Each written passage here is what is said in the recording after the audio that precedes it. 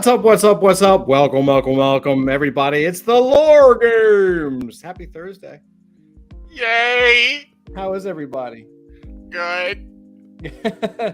we got a little bit of a shorter crew tonight. Andrew decided to go on a cruise, and Flint With his needed a wife. night off. He's been in the dungeon for a while, and so we were like, yeah. He was like, no, I need to breathe, and I was like, no. No, He's put like, the mask "Please." back on and get in the hole. Yeah, I told him to get in the hole, and then Melissa was just like, no, really, he needs a night off. I was like, fine, pussy. Yeah. Puts the lotion on its skin or else it gets the hose again. That's right. I mean, I already hosed him down twice, but he didn't. Yeah. Anyway, so it's just us four tonight. Or unless Ramel's al sente, but he may always pop in. He's always welcome. Yeah. He's Who knows? Who knows? You never know, but he's almost always here, which is great.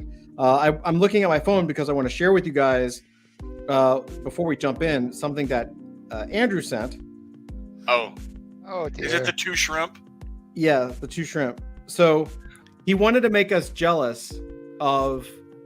Here, I'm gonna push us into full screen for a second. He wanted to make us jealous. And so his idea was to make us jealous by sharing his lunch. Okay.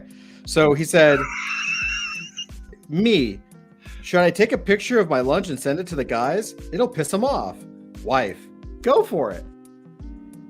And he says, MK, what's up? He says, Drew is cruising for lore. Yeah. Look at this. So this is what he sends us. It's so sad. I don't know if that's before he ate or after he ate.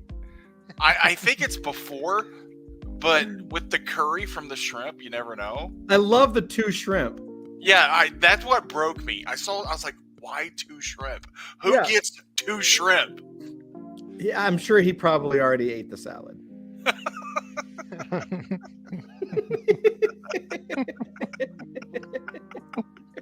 It does. MK says intestinal tract. That's what I thought. It looks like an intestinal tract on his plate. Yeah. I was like, well, I mean, it's kind of where it's going, so I guess it's okay. I mean, that's what a cruise is for, right? At least it's not like it's not like Peeps or anything. Thank God, bro. Oh, anyway, it's been a good week. We're getting a lot of stuff done behind the scenes. January. Usually the first few months of AF is like of the year has been at least last year it was like really grinding and kind of like it's getting all this stuff set up. We got some announcements coming soon for things. We got some really really cool stuff coming up. So it's gonna be I wish I could say more about it, but we got some. It's gonna be a good year, a big year.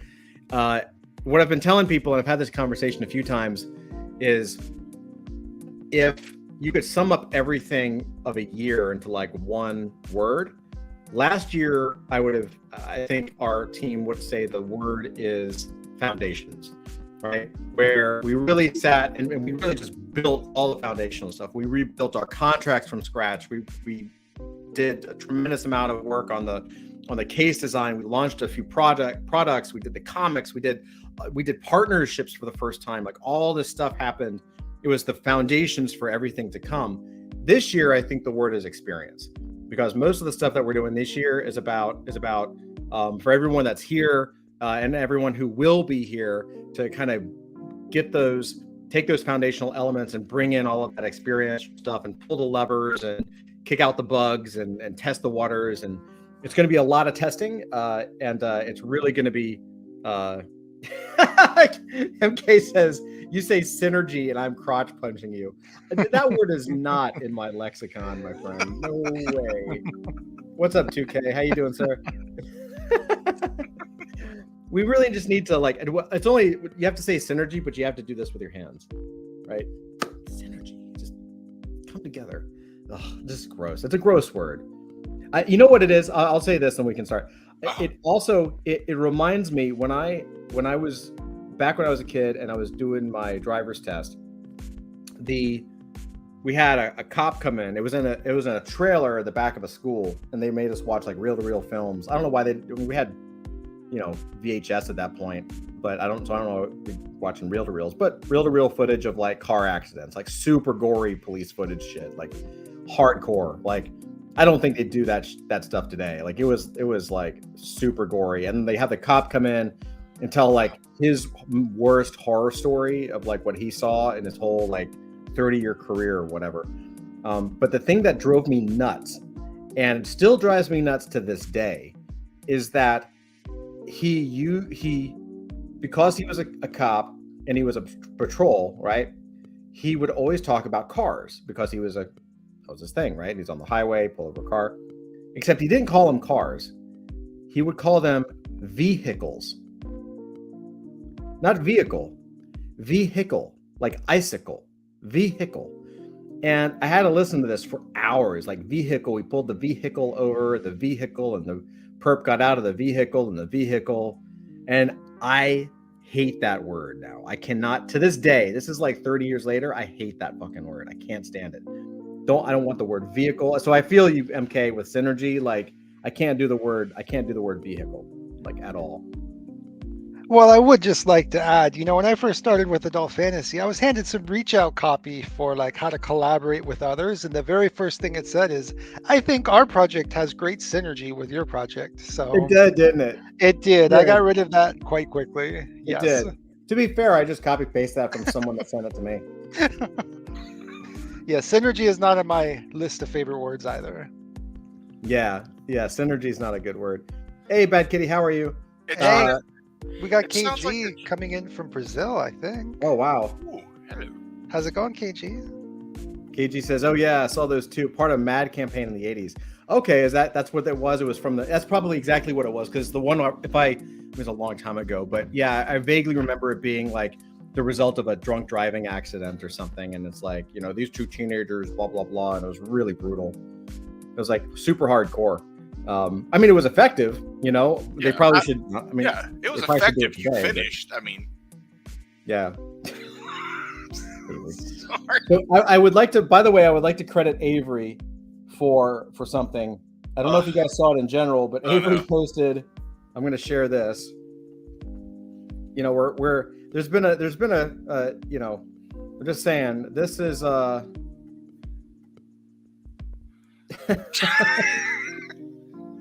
it's so stupid. It makes me laugh. It's so good, dude. Yeah, it's pretty funny.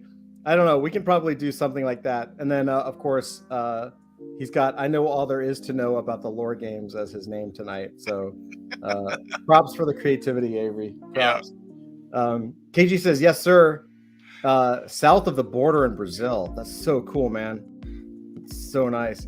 Hey, KG got it. So, okay.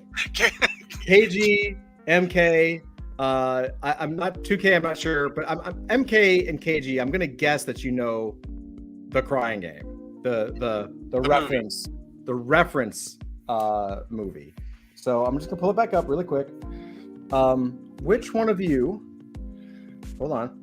Which one of you would like to explain the premise of the crying game to Dusty Sky? Yeah, Dusty has never seen the crying game. MK says, don't spoil the surprise. You should know by now, if you guys tell a movie, I probably haven't seen it. That's just me. This is true. I'm just saying, yes, Dusty has not seen it. It's a classy 90s Miramax film. He said classy Miramax. Oh dear. Yeah, it's very artistic. MK says beans and franks. I don't think I need to know. It's a very good. This is a great poster. I think we need to do something with it. It's got the Pharaoh dude from Stargate. Who? Stargate, the alien Pharaoh. Oh yeah, I guess so. I never name. A.J. Davison, I think his name is. He's actually Irish. Yeah. Don't ask me how I know that, because I don't remember, to be honest. KG says very artistic. One way to put it. I mean, it's Miramax. Miramax is known. I mean, look, we all know Miramax is about class, and It's about supporting one another. Okay. Should I make the obligatory Harvey Weinstein joke now or later? You could. But you know what? In the 90s, dude, we all watched everything Miramax put out. It's true. Because Pulp Fiction, all that's like all those movies. Yeah. All right, so here's what I think we can do. Check this out. So I think first of all, thank you everybody for voting in Discord on everything that we're talking about last week. I'm going to share this so we can go through it real quick. All this stuff is going to be like in the book and in the story, and then we'll talk about the story because we're playing with it this week, and I would love to talk to you guys about it. Kind of an open discussion actually, because I want to roll some things off. But I guess we should go ahead and walk through this. So we had a few questions, a few multiple choice things inside of Discord, inside of the Lore Games category, LG Vote. Let's check it out. Let's see how you guys voted. So first, we have the opening scene. Maybe instead of reading all of these, maybe I should just read the winners. Does that sound fair? That seems reasonable. Reasonable? Okay. Yeah. 2K says, this is my first Lore Games. Really? Awesome, man. Congrats. Welcome. Oh, my God. Sorry. Yeah. We're so sorry, 2K. My bad. Oh, man. All right. So we did a vote last week. We basically came up with some stuff on camera and with chat, and came up with some options. We started working with ChatGPT to come up with some questions. Like we came up with some questions, we let ChatGPT come up with questions, and then we pushed it into Discord to get some options for the whole week, really, just so people can kind of, because not a lot of people can come at 8:30 on a Thursday evening. So we want to make sure that everybody feels like they can participate. And KG says, shame you are missing the rantings of Drew. I know. Drew is a special case. He'll be back next week, I promise. Drew and Ramel. It's Drew, Ramel, and Flint. We're missing 3 tonight. Just one of those odd nights. And MK says, nothing better when you're rocking the little one. When you're up rocking the little one. I'm not sure if we're talking about the crying game or not, but I support you, sir. Anyway. No, I think we're saying, because 2K said a little while back, he's getting used to this 4 hours of sleep a night thing. Oh, right. That's right. He's got a little one. He's got a little one, yeah. A newborn, not a little one. Anyway. Opening scene.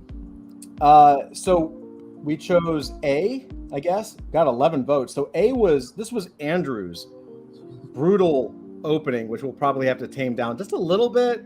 But it was... The opening scene opens with scientists experimenting on a monkey test subject who convulses violently.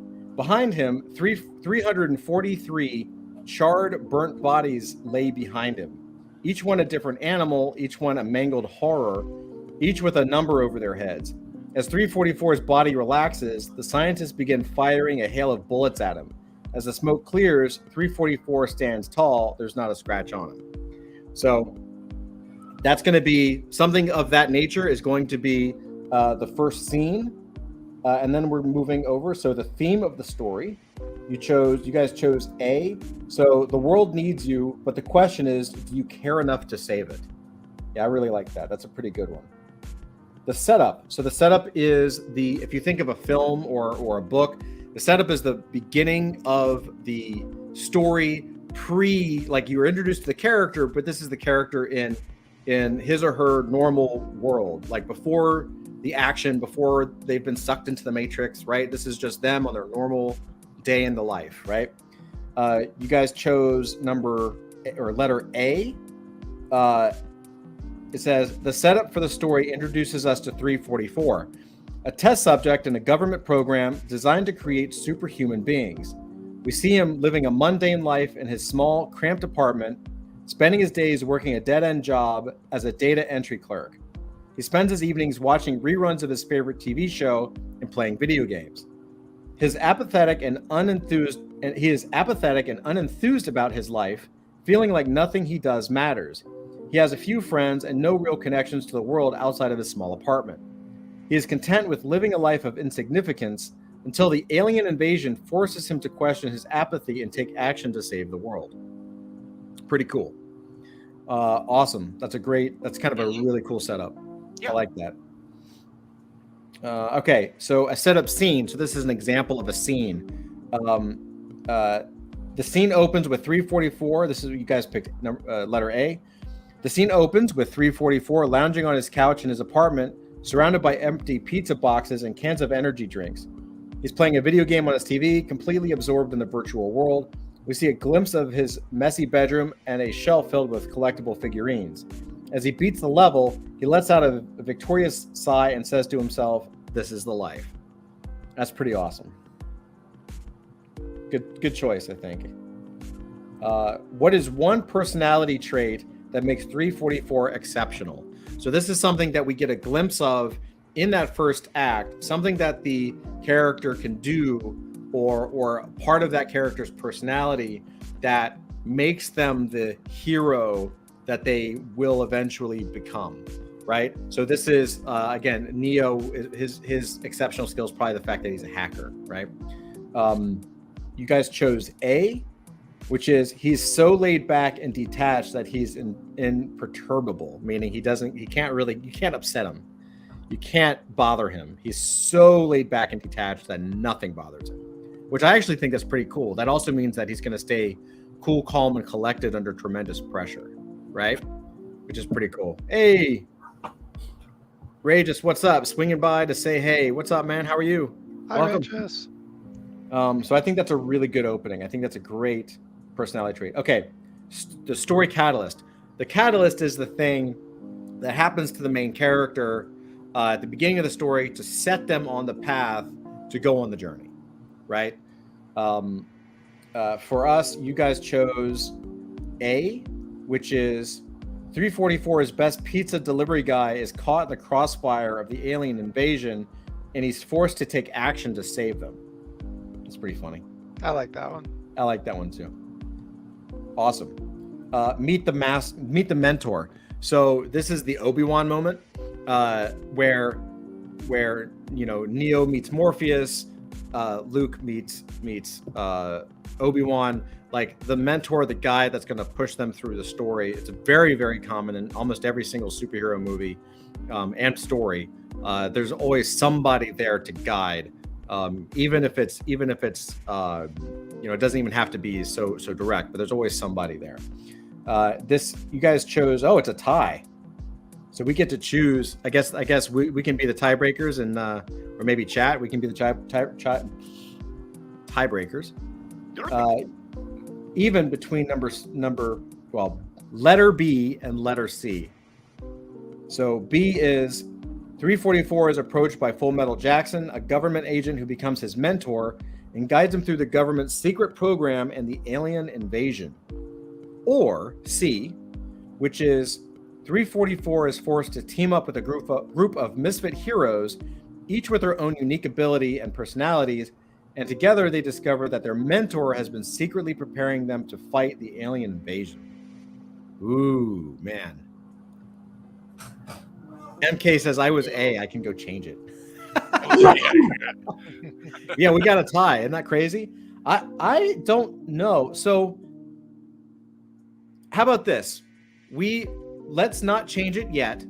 Let me bring in the new concept, some of the stuff that we worked on this week, and then we can revisit and see which fits best out of those two. Okay. And then KG says C and Rageous says B. So we still have a tie. Thank you guys. Much appreciated. Actually, MK says, I see someone already has 8 on C. Someone hasn't updated on my side yet. Oh, yeah. Just hit refresh. Okay, well, it'll refresh itself in a minute. Cool. Looks like they either just missed Dusty. Okay.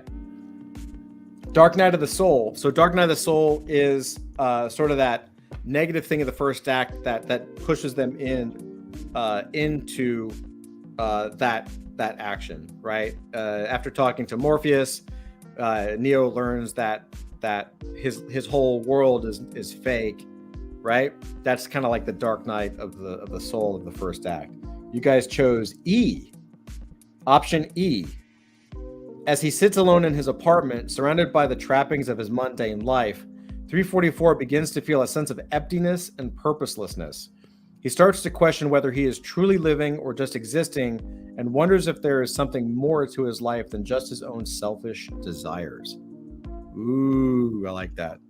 These are great options, guys. Thank you so much. I think it sounds brilliant. It sounds wonderful. So I think these are great choices, and that's exciting. What do you guys think? Yeah, it's really good. I like it. I like the formula working this way. Yeah, it's pretty cool. Okay, so before we move forward, I want to talk about some of the stuff we did this week, because I did a little bit of experimenting, and I want to talk to you guys in chat and kind of get some feedback. MK says it sounds synergistic. We're making lists of stuff to make. You want some synergy stickers, MK? Adult fantasy synergy. I think that's already a done deal. I think it's a done deal. I think it has to be. Dusty, will you write that down, please? Because I'm gonna forget. Okay, so here's some of the things that we did this week. So one of the things that we've been working on is we're going full transparency. Talk to you guys straight up what we're working on, a little bit of it. One of the things that we've been really working on behind the scenes for quite a while is creating a story game. And now I hesitate to use the word game because in Web3 and NFTs, everybody automatically jumps into metaverse and 3D characters and all that. That's not what we're talking about. What we're talking about is actually creating probably a tabletop RPG. And I think probably these are discussions, not guarantees. So just to be clear, but a tabletop RPG that can take our story, our concept, and we role play it. And that information then becomes the lore that we can then spin off into comics and graphic novels and everything else, right? And so this is a way for us to basically play the game of the universe. We get to play the characters and this is not just we as in our team, this is we as in you, right? We all together get to play and really infuse a lot of fun into the stories and into the things that we're creating, and then these become pieces of lore, and it solves a lot of problems, which is comics and graphic novels and novels, traditional prose novels. We're doing all of that, but those things take time. Whereas we can, especially now that we have a system plus combine, like you take our system that we have with lore games here and you combine it with new tools like ChatGPT, and we can do this fairly quickly and create like a lot of really fun playable lore, probably faster than anybody in history. Right. And that's a tribute to the system and new technology. Right. 3 months ago, like case in point, like last year we worked on lore games and we got, how long did it take us to get the primordial book done? Was it about 4 months, maybe? It took a while. Right. It was about, I want to say about 4. I don't think it was 5 months. I want to say, let's say 4 or 5 months. I don't know the actual time. But now because we have that system down, combined with a little bit of the ChatGPT shortcut just for inspiration, and like springboarding, like we can do this much faster. So this week, what I did was I took all the stuff that we did last week in lore games, minus the questions because I didn't have the answers yet, and I started pushing it a little bit through ChatGPT. And what I did is I created basically a one-shot RPG, a one-shot tabletop RPG based on our comic book concept. Okay? And so I want to read it to you guys. Oh, that's wild. It's wild. And I want to read it to you guys. Yeah. I'm hesitant to tell you how excited I am because I don't want to color this, but there I went, right? Like, I want to read this to you guys and get an honest opinion, and then talk about how it would work as we kind of bridge the gap between these universes of gaming and playing and comics and all this stuff. Okay, is that cool? Thumbs up. Everyone in chat can give you a thumbs up. Thumbs I know up. it takes time, but or thumbs up or say yes or something like that. Positive reinforcement. Cool. Thanks everybody. Appreciate it. There we go. Thanks, MK. Okay. So this is called The Portal of Evil. right. It's a one-shot RPG adventure called The Portal of Evil. Characters. Test subject 344, an extraordinary being with immense powers, but a lack of motivation. Stanwell Perpetual, a brain-transferred robot who works tirelessly to resolve conflicts in the multi-dimensional consortium of beings. Full Metal Jackson, the leader of the Hellmouth Commandos, who is skilled at all forms of demolition and the lead singer of an 80s punk rock band. General Hurricane Steel, a retired general who, after being transmogrified, investigates supernatural occurrences in Brooklyn and hires a squad of low-powered, ragtag individuals to help him. All right, here's the, and then I came up with a twist. We came up with a twist for the story. In fact, I'm gonna save this for last because I don't want to. Give me 1 second. Doing this on the fly, folks. On the fly. All right, there we go. The adventure begins now. I'm going to read this to you guys, but if we ever play this, or if and when we play this, you have to forget all about it because it's kind of, Anyway, the adventure begins with a strange portal appearing in the middle of Brooklyn. General Hurricane Steel, being a retired general who investigates supernatural occurrences, is called in to investigate. He quickly realizes that the portal is a gateway to another dimension, and the only way to stop the apocalypse is to go through it and confront the eldritch horror. As the group progresses through the portal, they will encounter a variety of terrifying creatures and obstacles, all controlled by the eldritch horror. They must use their unique abilities and skills to overcome the challenges and ultimately reach the portal's control room. As they reach the control room, they will discover the eldritch horror has been manipulating events in the galaxy for eons, including the creation of test subject number 344. Right, so this eldritch horror now has created 344. I like it. That might actually need to get.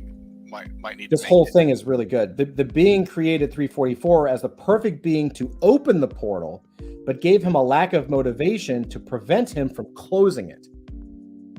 Now that the portal is open, test subject 344 is the only one who can close it.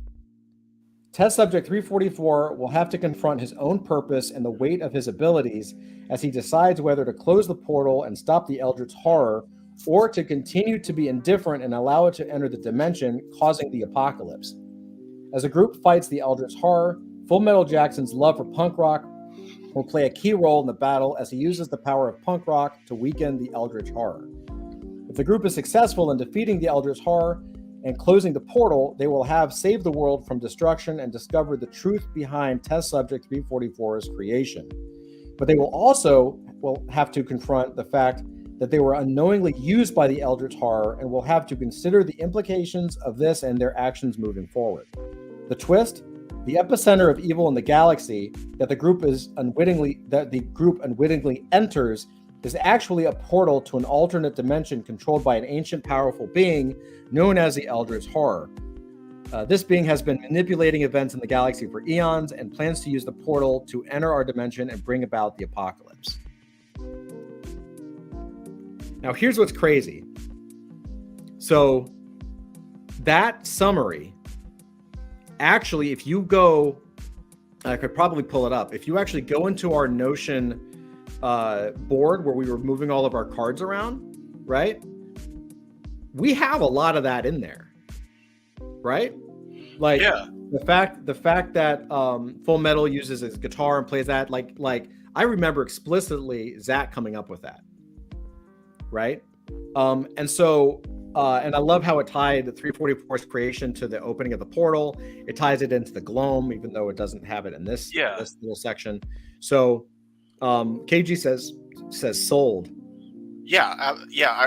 I'm sold on finding the way to incorporate most of that, if not so all, in some way, because that's. Yep. So I think, and I even tagged it. I created like we've got a beginning, like how it starts, and then some of the stuff that they have to encounter before they go into the group progresses through the portal. And so here's what I'm thinking, and I'm the first to admit it's pretty solid, right? Yeah, MK says solid. Yeah, So, dude, you talked about him opening the gate. Mhm. You think about that drawing I showed you that I'm working on, and it's very Stranger Things opening a gate. Yeah, it is. It's very, very, and I did just as a maybe we'll do another one. I created another one using the same technique just to make sure that I could replicate the process, and it actually did the same thing, and it also touched on things we talked about. It's the craziest shit I've ever seen. So I think we've, at least from a lore game standpoint, we've cracked a way to come up with here. I'm actually going to share. I mean, this is going to help us over so many humps.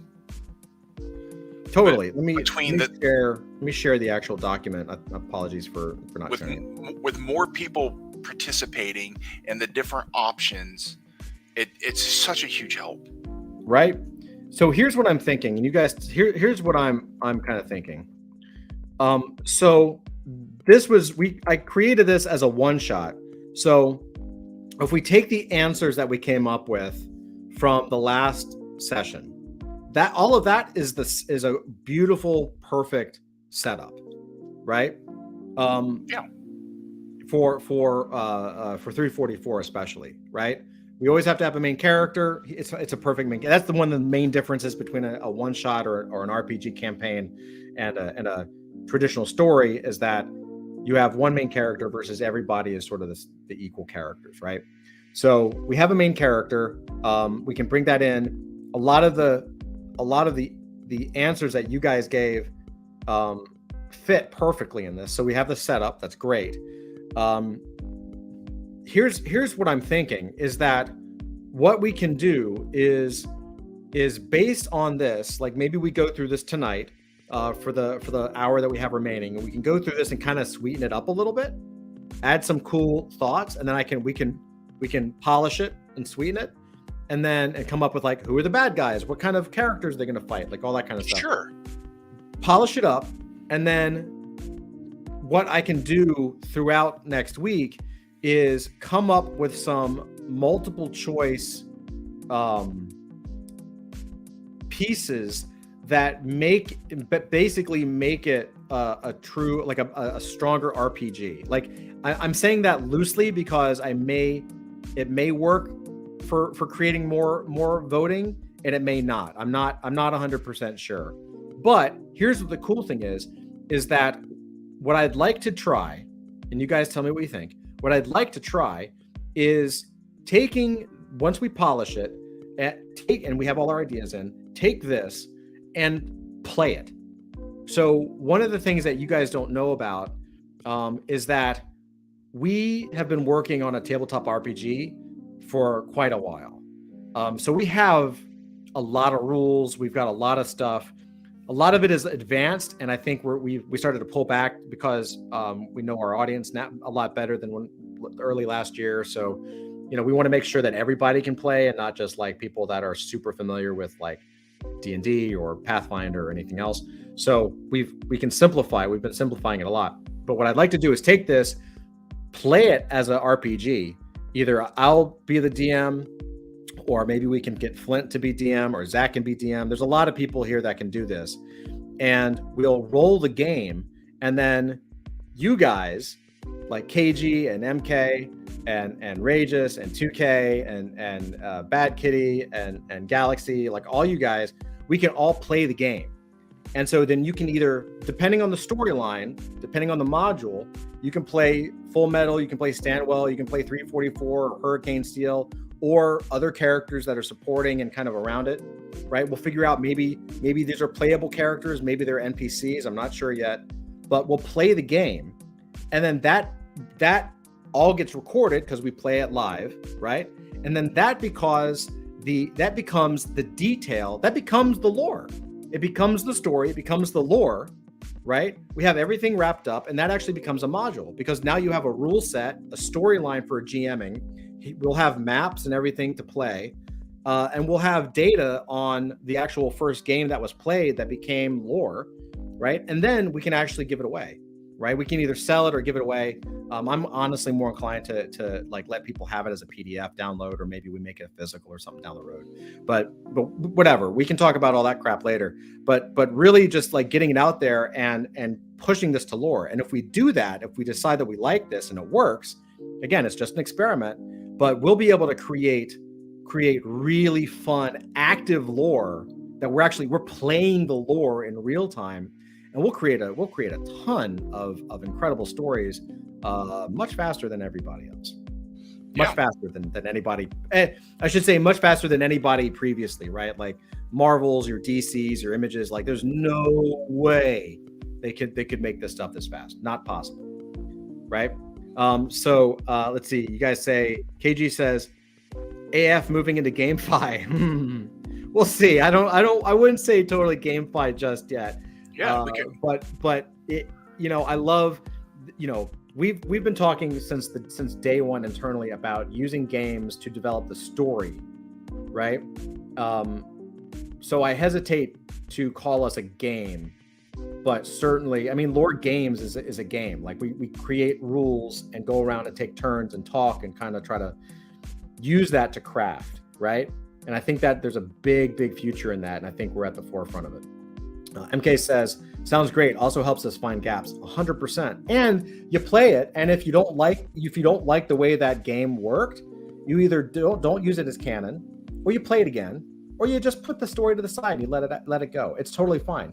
Out of the 8 bazillion comic books that were released by, let's say, as an example, Marvel, right?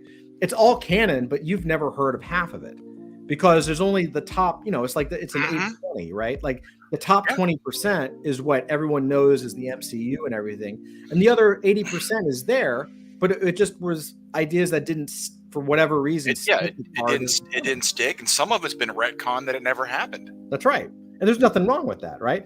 But you know what? The content is there. It's a content farm. Right? I think it's pretty cool that the community can see their games as actual lore, as part of actual continuity, and we can develop into comics, and everybody feels involved.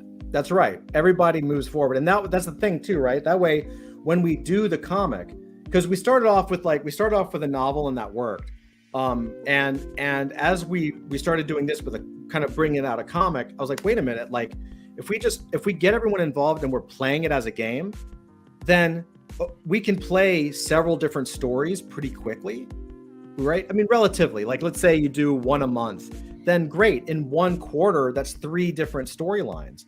Well, then we can pick which one we like the most as a group together, all of us, to say, hey, out of those 3 stories or out of those 6 stories, let's vote. That one's the best. That one right there, there's something about that story that's worth Avery spending 6 months of his life drawing, right? That's worth Todd spending like the next 6 months of his life drawing. That's worth Zach spending 6 months of his life writing, right? Yeah. So then we get to put a lot of stuff out there and whittle it down and only put out the best stuff, right? That you guys want the most, yeah. That everyone wants the most. Right? We got great. We did really well with that first book, with Zach's book. But I think this is a good way to kind of keep that going, right? Yeah. I love it. Bad Kitty says, fantastic idea. Bad Kitty says, that sounds really exciting. MK says, D&D is a story, it's a game, it's teleproperties, books, movies, ever growing. Totally LARPing is Stanwell. I love Stanwell. Fantastic. 100%. 2K says, FMJ is my dude. Yeah, I really like Jackson, dude. Did you see, hey, 2K in chat, did you see Avery's drawing of Full Metal that he's working on? If not, maybe we can beg him to show us. Yeah, I can show it. I haven't printed it out to ink it yet. I got a short story for someone else. I gotta get that short story done. That's going to keep me busy for about a month. Okay. But then after that, I'm going to do this and something. Let me find it. No worries. While you're doing that, I will read the rest of it because I figured out the adventure, how it begins, and then what happens before they go through the portal, right? Mm-hmm. So I'll go ahead and read it so we have it, and you guys can start thinking about it. I had to darken it back up. No worries. Take your time.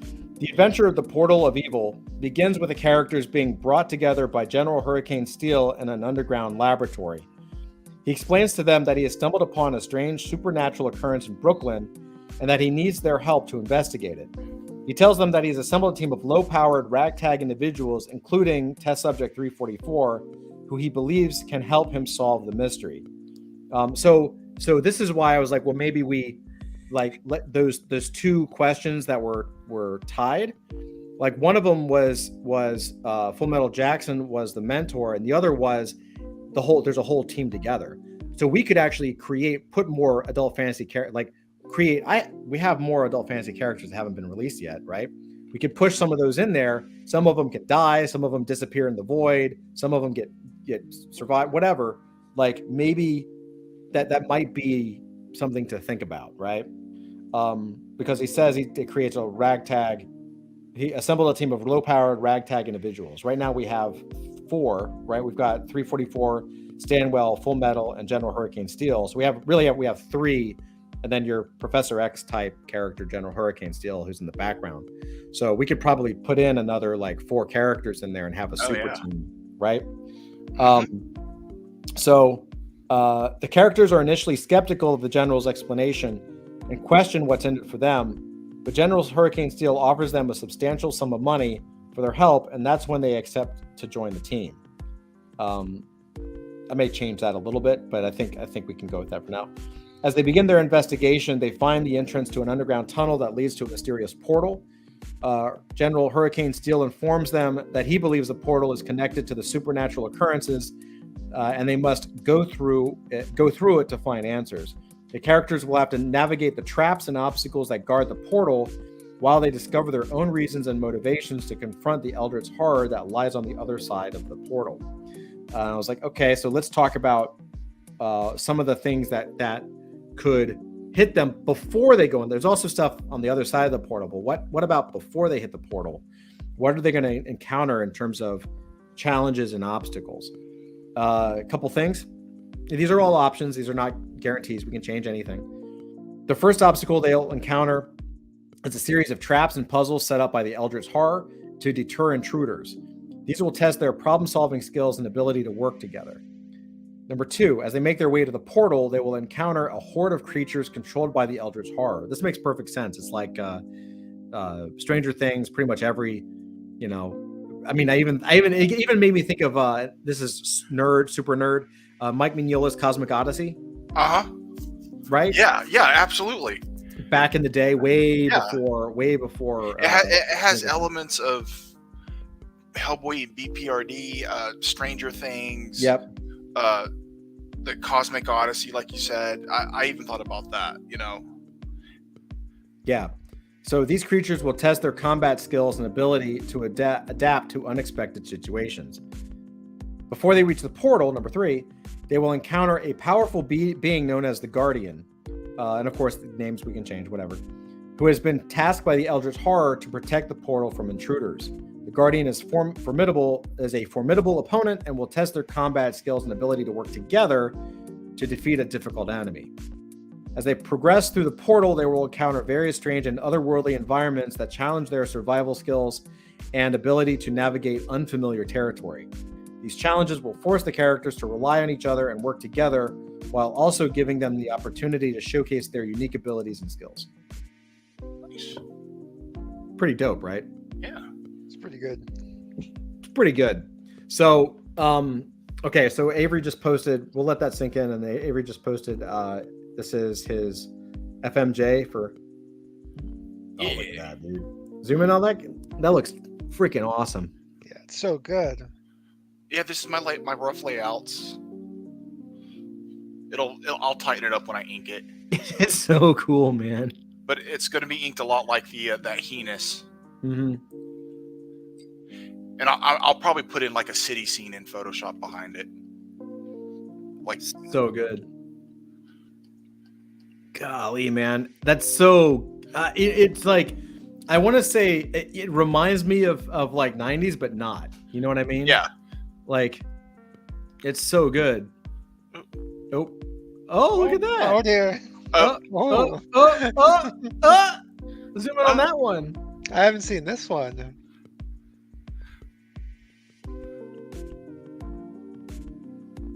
Why is it Switch? Avery's computer's Yeah, it's fritzing being out on weird. And there you have it. Secrets revealed. Yeah, I don't know why it won't. Do you need a reboot? It's just Photoshop's being weird. Yeah, it does that sometimes. Like I'm clicking the magnifying glass and it's not Restart it, switching. reboot it. Here, I'm gonna close it for 1 second. You Okay. reboot it. There you go. Oh shit, sorry. MK says, "LOL, I'm not even trying." KG says, "There it is. I'm not even trying." See, like it's great. Like it automatic, like it fits, it works. We come up with things in lore games, and then it becomes like a part of the whole like lore of it, right? Yeah. I still have this. This is old school. I don't know how many people are going to catch this, but we have there's still a meme of the vault that's a washing machine. Was that you, Dusty? That was me. That was awesome, man. That was way long ago. I mean, it looked like a washing machine, you know. I did a drawing. We were doing a game, and I did a drawing of a vault, and it was terrible. And everyone started guessing washing machine because it was awful, and it became a meme. It was pretty good. 2K. I did not. Yeah. So let's see. I know Avery's restarting his Photoshop, and that takes time. But awesome, guys. So you guys think this will work? Like we should move forward and well, here's the thing. Like here's my question to chat. If we set this up as an RPG, and this wouldn't be like super heavy rules, and it wouldn't take like 6 months to play, right? Like we want to treat these as like episodes, so they're one shots. Hopefully we get it done in one session, maybe 2 max, right? If we set this up as an RPG, would you guys play? I want a commitment, like at least an intent, at least intent, right? I know there's no guarantees in life, but if we set this up and said, "Hey, everyone, we're going to be doing a live RPG. We're doing this. Would you guys be in?" MK says yes, 100%, absolutely, awesome. Rageous says doubt it. Okay, fair enough. Absolutely, no worries. Rageous, is it just the idea, or is it just that you don't feel like playing? Like I'm curious as to the reasons for it. No judgment whatsoever. Like honestly, like we want all the feedback we can get. So we got 1 yes, 1 maybe, or probably not, which is totally fine. What do you guys think about it? MK says do it. KG says KG says maybe, could be. Hell, I'm in. I will say that one of the things that we're gonna, if we decide to do this, it's not gonna be like crazy rules heavy, right? It's gonna be fun and it's gonna be quick. So Rageous says, I'm not a tabletop guy. I lose a lot of interest sitting there. Fair enough. I may challenge you on that because I think we can make it actually fun. But I know exactly, but 100% honestly, Rageous, like I know exactly what you're talking about. I got into RPGs several years ago now because one of my friends was a GM, and I just wanted to kind of hang out. I was like, yeah, I'll hang out. And honestly, like I was like, I thought I was gonna be bored to death. Because I had my only experience, let me put it like this, Rageous. My only experience with RPGs before I started with the crew that I stayed with for a while and still hang with, like, was like, I got pulled into a Vampire the Masquerade LARPing game at a community college. And it was the dumbest thing I've ever seen in my entire life. And I didn't understand it. And I made the mistake. I did kind of like what... I'm willing to say that I made an error, but it was such a weird experience, and it was so like not for me. Like running around in like dark clothing, playing. Basically, everyone just played tag, and I was like, "This is stupid. Like, this is really dumb." Todd, yo, yeah. You have my profound sympathies. I have been there. And I have a story to tell you. I won't tell it here because it gets a little freaky and it's being recorded. But I have a story about that I will tell you sometime. I want to hear the story, but we will discuss it later. But basically, I did what I later would criticize, and I'm not projecting. I'm just speaking for myself. Like, I did what I would later criticize others for doing for comics, which is like, when I would try to get people into comics, they would pick up, not because of me, but they would pick up like a book, and it was like a shitty comic book, like really bad, and they would just be like, comics aren't for me, right? Oh, I found this really crappy comic and I hate it, and it was really dumb and I don't get it, and so the whole genre is not for me, right? Yeah. And now that I'm older, I'm kind of like, it's like if you went into a music store, a record store, whatever, and you listen to an album, the first album, and you're like, man, this is trash. Music's not anything that I want to hear. And so I had that same, personally, I'm speaking for myself, I had like a bias towards it. And then when I got it with these guys, they were so much fun, and it was so off the fucking wall. And in fact, that's how I met Zach.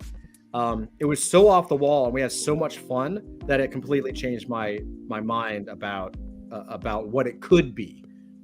There's probably still a ton of bad games out there, and I'm not suggesting we can do something to pull you out of that. And I totally understand. I'm not here trying to pull teeth, but I may challenge that to see if we can get you interested in it, because honestly, like, I think that's a perfect test example, right? I think we might be able to, like, if we can get people from different perspectives, of like people who love tabletop games and people who are brand new to it, people who maybe don't even like it, if we can get everyone to like really gel, that's a really good sign. But I also could be daydreaming about that. Let's see. It's a good thing you don't know anybody that worked on a bunch of those vampire games. Yeah. Ray just says, I can't play console games because it's just one thing in front of me. Computers let me listen to this, play League of Legends, and watch the Celtics game. Tabletop is very hard. So I check this out. Tabletop, he says, is hard to sit for. Digitally though, online, no way. Totally different. Because I'll be playing with the guys. I have 3 other screens right here, and I'll be drawing, I'll be listening to something, I'll be recording something. I'm always multitasking. And again, I'm not defending, and I'm not taking this away from you, Regis, but I think we can. I think this might be something you can dig. Zach, do you feel the same way? Sure. Thanks, Zach. Appreciate it. Yes, I feel the same way. Yeah, I know. I don't know. Look, man. Look, I've been gaming since I was 16, so that's true. You're hardcore. Yeah, Flint is hardcore. Yeah. So, the more fun we can make it, the better. I will say that one of the reasons why Flint's not here is because, like, last time I talked to him, he said that he just got done, like this past week, and he got done with like a 12-hour D&D session. I'm not trying to do all that. Like, I can't. That's too much for me. I haven't done this since my 20s. 12 hours. Yeah. So KG says, I'm in only if Dusty is Dungeon Master. I'm not sure I could pull that one off. What about a combo of 1 and 2 puzzles and combat await our team? Awesome. So, okay. Oh, Avery got it up. Let's see. That's not what I meant. Avery.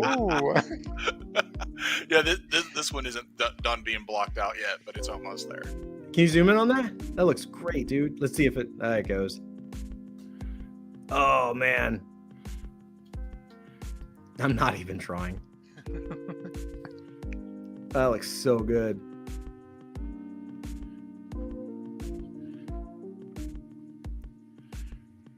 Yeah, I might change that to like blocky print.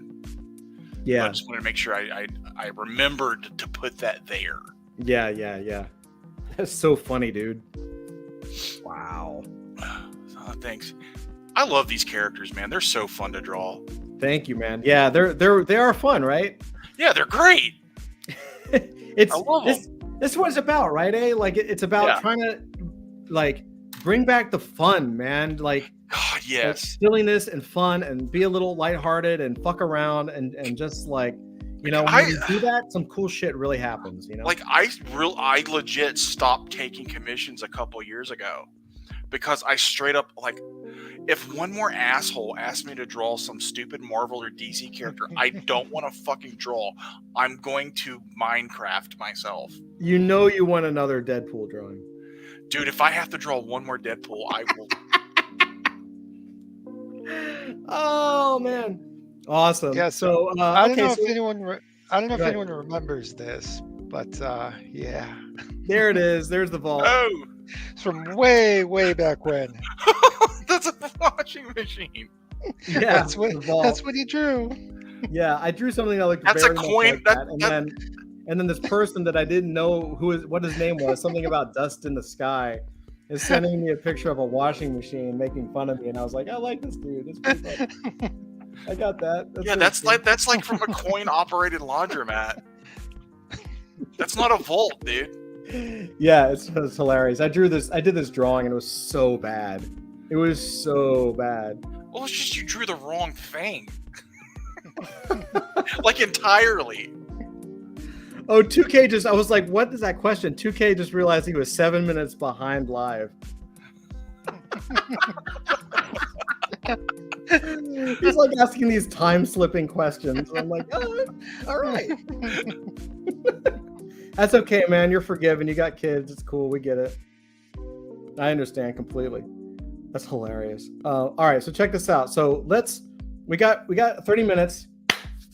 So is there anything, like, let's talk about some other clues that we could have inside of the story, and then what we can do is we'll take after this, for this weekend and next week, I'll take the answers that we got from the voting and the stuff that we have here, and I'll create sort of a one shot that's a little more fleshed out, and then we'll start on the back end working on stuff.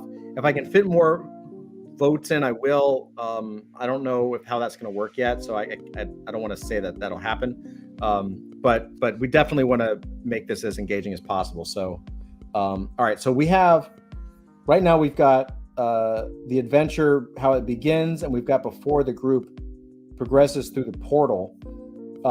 We've got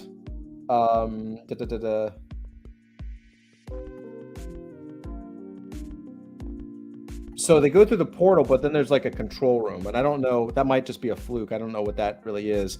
But basically they discover the Eldritch Horror has been manipulating events in the galaxy for eons. And I think it's a great reveal that he created 344. That's pretty awesome. So they go through the portal. We need some action. Like as they go through the portal.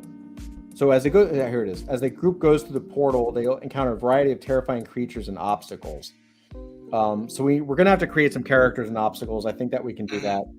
But where now this says as they reach the control room, but I don't think that fits. How do they find the Eldritch Horror? Like, where is the Eldritch Horror?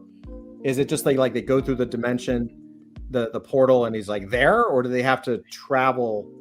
They have to go through a portal and then make their way through the hellscape to its lair. As they wander through the hellscape? Yeah.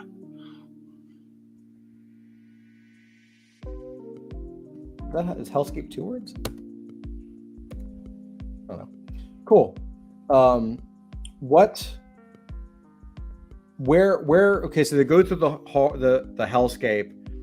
Is the, like, I still want to know, like, where, and I think they can discover the Eldritch Horror that way. That's cool. Like, they discover the plans of the Eldritch Horror.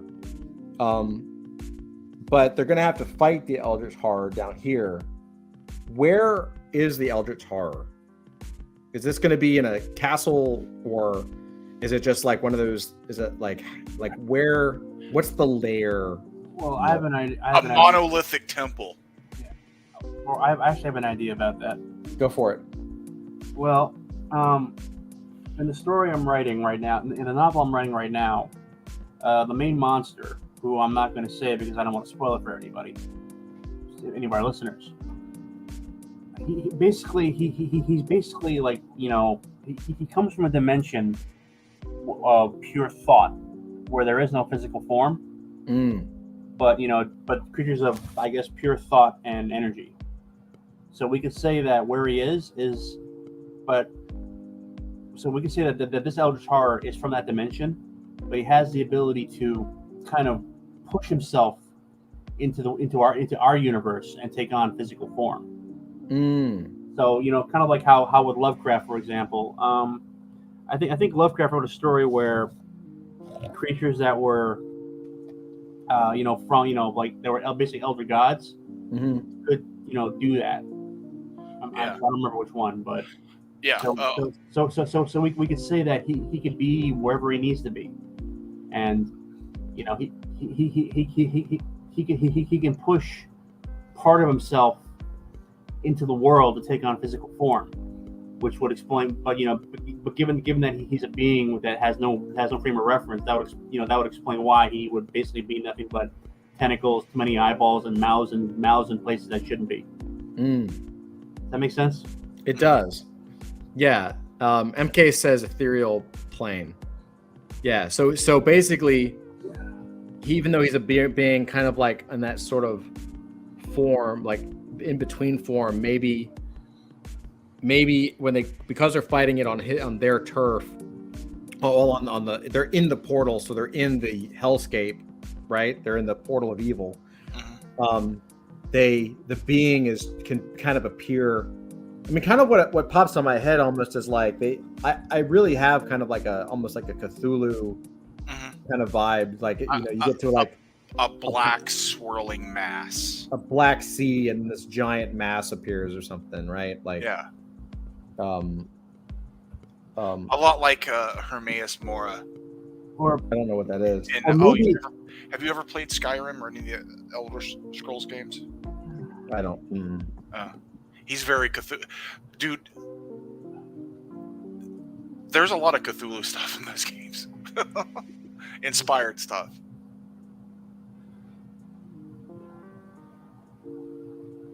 But yeah, just writhing black mass that you can't even make out what it all is. Some of it maybe looks like eyeballs, some of it looks like tentacles, some of it just looks like black dust and smoke.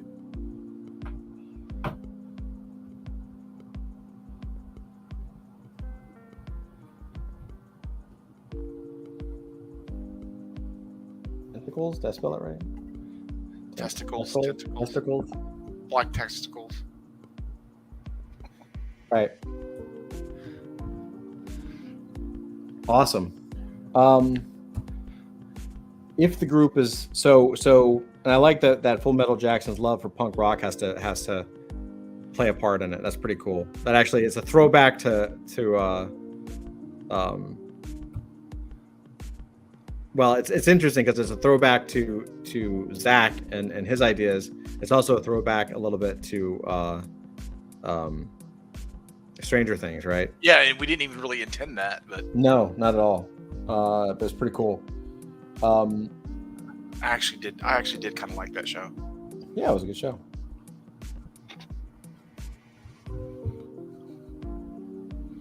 It's pretty cool. Okay, is there anything else that we want to think about for this? I guess here's the thing. So let me show you guys. I'm gonna pull something up and get some of my opinions, because this is a great opinion. It's an opinion night. You know, half the team isn't here. We can do. They're gonna be. Wait, can I just say, everyone on camera and chat, these guys are gonna be so fucking shocked when they come back next week and we're like, here's the full story, guys. Thanks. Like, I love it. Here's the game. Hey guys, you were gone a week. Here's the game we're playing. What? Andrew was actually talking about that, like, because the last times he left, he wasn't here for an episode. He came back, and all of a sudden, it's like the Solar Mannequin's origin. Yeah, yeah, that's exactly right. He came back and it was completely like, we were like, it's his origin story. He was like, oh, that's awesome. That's cool. Yeah. He's going to be so lost. It's going to be great. Yeah, it's great. It's going to be great. I would say great television, but great video. Okay, so I want to share with you guys a game, an example of a one-page game, like a one-shot game. I think you guys are going to love it. Some of you guys might have heard of this game. It's actually got a pretty good cult following. So I've been really interested in one-page games for a while. I think they're brilliant. I think they're hard to do. Well, they're hard to do in a fun way, not like a difficult way. This one, so one of my favorite ones is called Honey Heist. Has anyone heard of Honey Heist before in chat? Have you guys heard of Honey Heist? I haven't. Zach, have you heard of Honey Heist? I have not. Oh, awesome. Okay. You guys are going to love this. So it's a one-page game. I'm going to show you it got a cult following. So someone took the one-pager, which was written in pen on one-page sheet of paper, and turned it into two, like typed it out so people could read it a little more, right? So it's 2 pages, but it's a one-page game. A one-page game is literally an RPG, right? A tabletop RPG where it just fits on one page. So it is a one-shot, one-page thing. And this guy has a great sense of humor, and so I love this. And if you like this, I will share another one. But get us in the mindset of these things. Sure. So it's called Honey Heist. This is the cleaned up version, so it took 2 pages, but really it was originally done on 1 page. Here's what it's about. It's HoneyCon 2017. You are going to undertake the greatest heist the world has ever seen. 2 things. 1, you have a complex plan that requires precise timing. 2, you are a goddamn bear. So that's it. You're a bear, and your friends are bears, and you're about to go on a complex Heat style or like Ocean's 11 style heist. Okay? Yes. Cocaine Bear, the game. Cocaine Bear. That is exactly it. In 2017, Cocaine Bear. So basically what you get is these really simple dice rolls to create your character. So for character creation, you just roll a couple of D6s, right? And that random roll gets you these 3 things. So if I roll 3d6, I get a descriptor, a bear type, and a skill, and a roll. So for instance, a descriptor is like, here, I'll make this a little larger so everyone can see. 1 second. That's easier. So descriptor is like rookie, washed up, retired, unhinged, slick, and competent. And a bear type or skill is grizzly, which is terrifying. That's his skill, is terrify. Polar, which is swim. Panda, eat anything that looks like bamboo. Black, which is climb. Sun, which is sense honey. And honey badger, which is carnage. So you roll these, and if you could get a retired polar bear or an unhinged grizzly bear or an incompetent honey badger, right? And these are simple ways to create really fun characters, right? And then you have the roll, which is muscle, brains, driver, which is hilarious, hacker, thief, or the face, right? The Clark's cartoon. Who driving car? Oh, Bear driving this is car. totally a cartoon. The fact that this is not an animated show is Do you remember the Clark's cartoon? Vaguely, yeah. There's this one part in one episode where it just goes off the rails, like it was done by. It's like it's supposed to be done by another studio, and there's this random thing where who driving car? Bear driving car? How could that be? And it's just totally nonsensical. Love it. That just for some reason went through my head. So funny.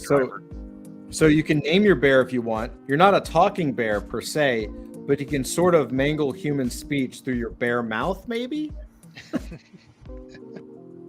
You can talk to each other though.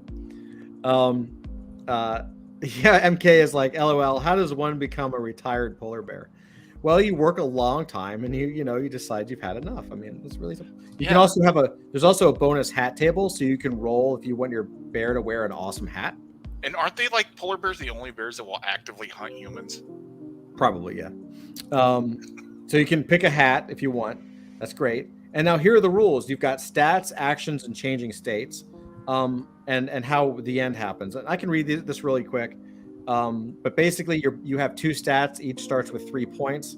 You have bear, so that has 3 points. Used to maul stuff, run and climb, shrug off damage, scare people, and generally do bear stuff. Criminal, use it to do anything not directly related to being a bear. Actions, when you act and the outcome is in doubt, you just roll a d6.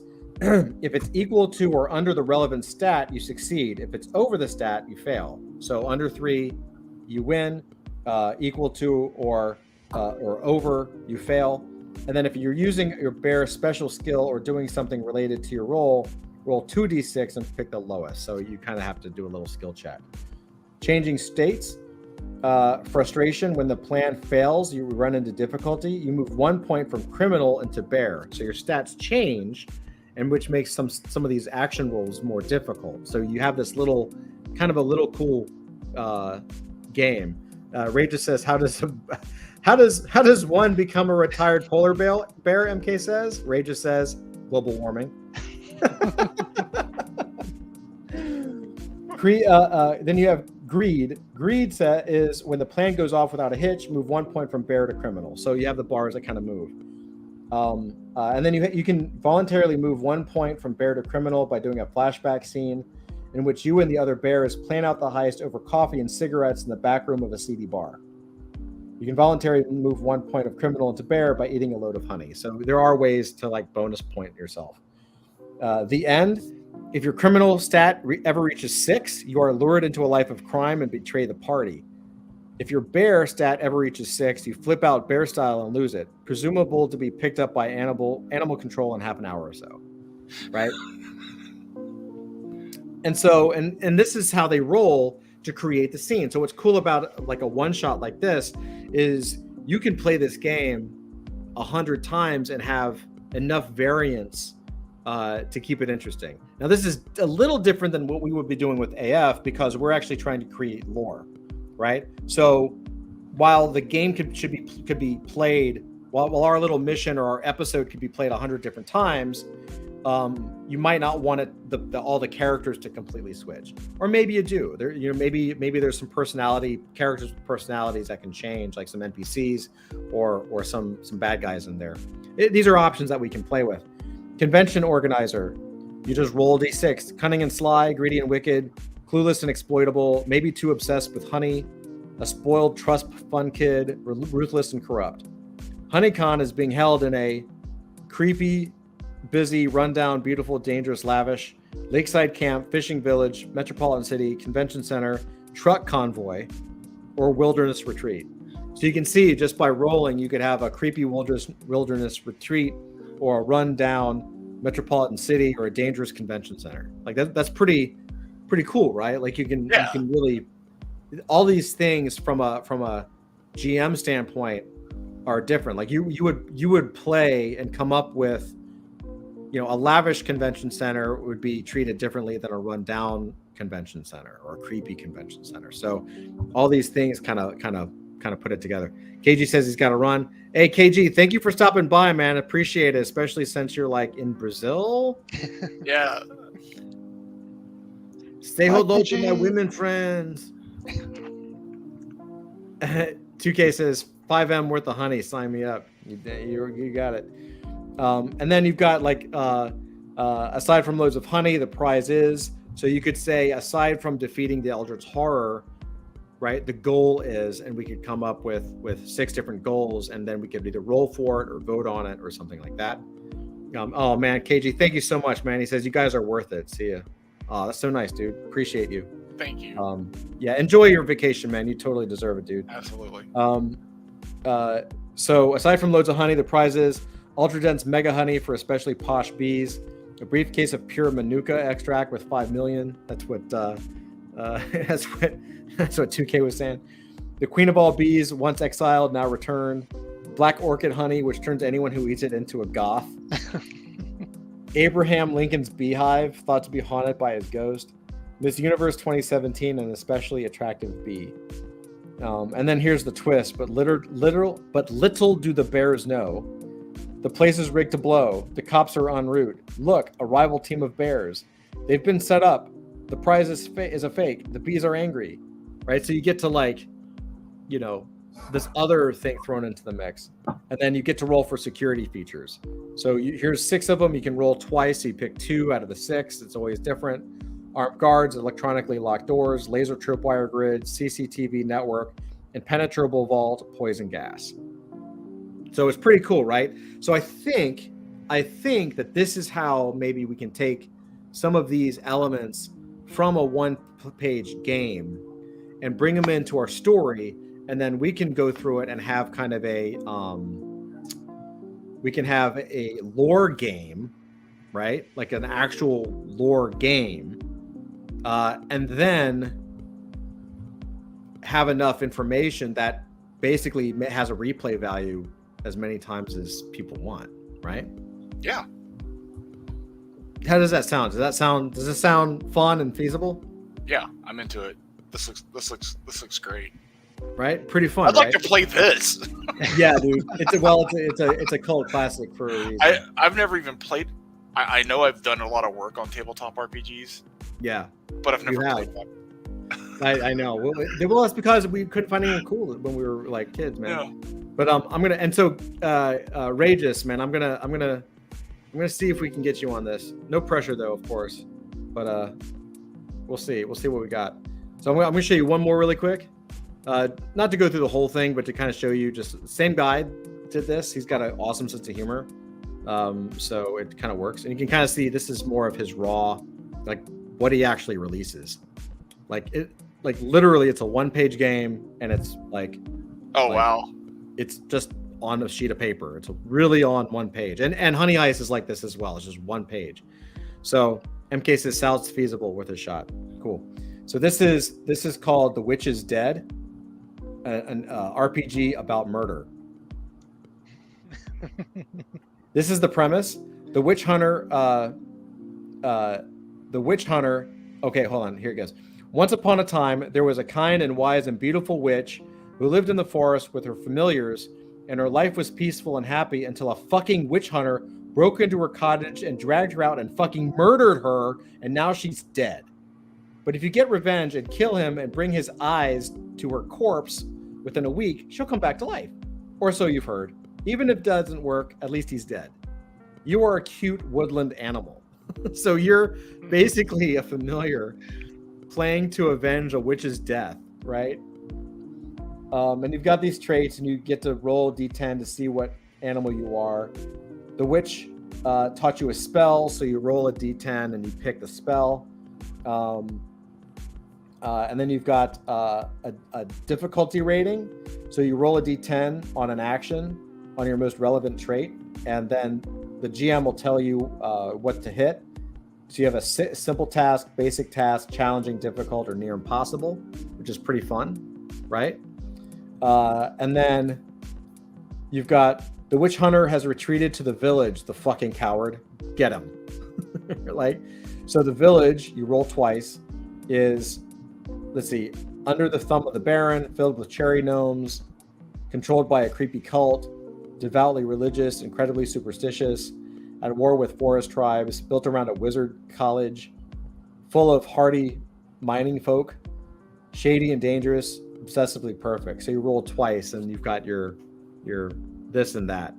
The witch hunter is everything from armored and tough to drunk and violent to jolly and well-meaning, which is pretty fun. Right? Here's the twist. The village are in on it. A rival witch set her up. The witch hunter didn't do it. The witch hunter is waiting for you, and the village folk are having a festival. And then 06. The witch hunter died and is being buried. There are 2 rival witch hunters in town. The village is abandoned. The witch hunter has dragged a suspect up for interrogation, or the village hates him. So you see how you can like kind of roll this, and it's like a different game every time you play, right? Replay value. Yeah, for one sheet, it's pretty brilliant. It's pretty fucking brilliant, dude. And I mean, it's a game. Like it just shows you that, like, you know, I think we're used to stuff like this, right? Where you get the D&D handbook and it's thick, and then you open it up and it's like small font and like math tables, right? Yeah. And I think for people who've been playing for a long time, like you look at this and you're like, oh, that's awesome, I totally get it, right? But I think for new players, they look at it and they're like, I don't want to read this. It's daunting. It's a lot. It's a lot, you know. And then you look at something like this and you're like, this actually sounds like fun. Yeah. Right. So I think if we kind of push this type of mechanic through the adult fantasy lens, we might actually have something pretty cool, you know? Yeah. So awesome. I think we did actually pretty good tonight, man. I think we got a bunch of stuff going on. We got some information. We got the votes. We did a little bit of work to kind of refine a couple of things. Yeah. And so maybe what we'll do is this weekend and this coming week, what I'll be doing is kind of polishing this out and maybe trying to push it on to like a quote unquote 1 page. I don't know if it's going to get to 1 page. It might be 2 or 3. Yeah, but we'll be very short, and we will hopefully have enough to play with, you know. I think it's a great idea, and thank you to everybody for voting. Yeah, definitely. So much. It should be a lot of fun. I think it's gonna be a lot of fun. I think so. It's worth a shot, and you know, it makes. I love, on paper, it sounds perfect to me, where we create a game together as a group, we play it, and if we like it, it's canon, right? Yeah. And then that gives us tremendous amount of stories very quickly, and then we get to cherry pick the best ones, and that can actually become like the novels and the comics, and then there's a memory tied to the thing you own. And that's the secret to me, man. I really think that's the secret. One of the things that I do love about role-playing games and D&D, and Zag knows this because we've been part of a few of them. Like, one of the things I love is that, like, when we play, there's a lot of memories in there that are in your imagination from the things you rolled. Yeah. But it's stuck in our heads. There's a Netflix show based on somebody's D&D game. That Dungeon and Dragons show that's on is it on Prime? You're thinking about Critical Role, is that it? Yeah. It's on It's on Hulu or something. Yeah, that's a little more fantasy, but yeah, I mean, but that's based on their game. Right, it's 100%. But there are scenes that I have that right now, if I said, Zach would know what I was talking about and laugh. Because we played the game and he has the same memory of that actually happening. Critical Role, yeah. Yeah. Right? But it's nowhere else other than our heads. And it's like, well, now we have the chance to put it out in the world and develop it into a universe. I saw people review that show that had no idea what Critical Role was and had never seen it. I've never seen it, but I'd heard of it. It's fun. And so when they were like, what is this? Why is this Dungeons and Dragons? It's like, no, you don't understand. This is actually somebody's game. Yeah, this is a game. It's this someone. And they're all like professionally trained actors. So yeah, this is what happened in somebody's game. Right. Yeah, 100%. So awesome, guys. So yeah, what do you guys think? Should we wrap it up? You feel like we got a lot out of it tonight? I think we got a lot out. Yeah, definitely. I really think it's going to be fucking hilarious. I think it's great. When next week Flint and Ramel and Andrew come back. Oh God, they're going to be so lost. And we have a full RPG like ready to go. I love it. And all they did is we missed like one episode. Especially leaving Andrew on the dust on something, it just tickles me. It really does. Because he's a very smart dude, and he's a great storyteller, and he's like a really strong personality in storytelling. And so to like leave him in the dust on something is quite enjoyable. Yeah, it's fun. Yeah. All right, guys. Well, everybody, thank you so much for joining us tonight. I love lore games. I love Thursday nights. I love all this stuff, but you know, it's fun to kind of dive into the creative side with everybody. And what are you laughing at? MK Chrono says, "Say this is what happens when you stay on task." MK, I'm gonna use that next week. Yeah, I'm that's gonna, great. I'm gonna store that and I'm gonna use that. Yeah, we stayed on task. It's crazy. I love it. Yeah, definitely, guys. Thank you so much. Thank you again so much for voting. We'll keep doing it. We're gonna put some stuff out. I will let everyone know if I can figure a way to include more voting in before we create a little RPG module. If I can figure that out, I will. I'll post about it. If not, I'm just gonna try not to force it. We'll see what happens. But yeah, it's gonna be really cool. I think it's gonna be a lot of fun. We'll see what happens. So love you guys. Thank you so much.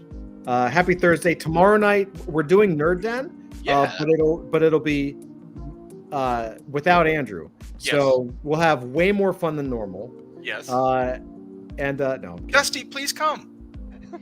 And Zach. Well, it'll be the same group. It'll be And the Zach. exact same group. Zach, you have to show up because When is this? tomorrow. Tomorrow night at 8 p.m. We'll send you a link if you What want are to we show. doing tomorrow? Great. Sorry, I'm like doing like 3 things at once right now. We're having fun. We're having fun. Yeah, Oh, no that's worries. Tomorrow is Nerd Den. It's 8 p.m. Eastern right here. We'll post a link. If you can make it, great. If not, we understand. I'll definitely be here. Maybe I'll Cool. flip through those Barry Windsor Smith books. I ordered those. Oh, nice. Yeah, Barry. Maybe we'll do some Barry Windsor Smith. I had to order them. Yeah, let me show you something I got at the con the other day. Let's do it. All right. What the hell? Wait. Oh, hold on. Let me solo layout. Oh, I nice. got that cover. Carl Edward Wagner's Kane. Oh, that's so cool. Is that Yeah. a cover? I have no idea what's in it, but I just bought it for the cover because that looks like it that's could be. gotta be Frazetta. That's awesome. That's fantastic. Nightwings. They got the babe. Yeah. Oh, I love this Wow. Frazetta. Yeah, you couldn't get away with that nowadays. No, Yeah, that's a shame. no way. MK says, "Ooh, nerd stuff." Yeah. Nerd stuff. Pulp Fiction. So we will do the nerd stuff tomorrow as well. You know that. So Yeah, count me in, buddy. we'll continue. We'll continue. This is great. All right, everybody. Love you guys so much. Take care. See you tomorrow.